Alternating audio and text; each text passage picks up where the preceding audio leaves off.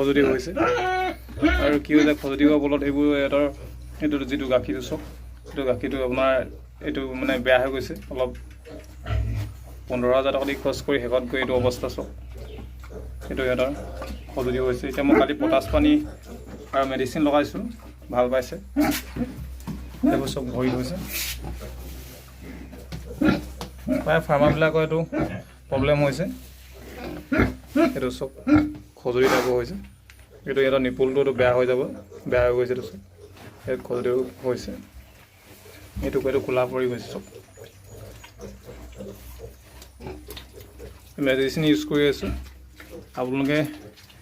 ফাৰ্মাৰবিলাকক কৈছোঁ আপোনালোকে নতুনকৈ যদি ফাৰ্ম কৰিছে মেইন কথা আপোনালোকে ফাৰ্মখনত পটাছ পানী এইকেইদিন সদায় দিব বিশেষকৈ যিহেতু এতিয়া ছিজনটো বেয়া আৰু ভিডিঅ'টো ভাল লাগিলে লাইক ছাবস্ক্ৰাইব এটা কৰি দিব ধন্যবাদ।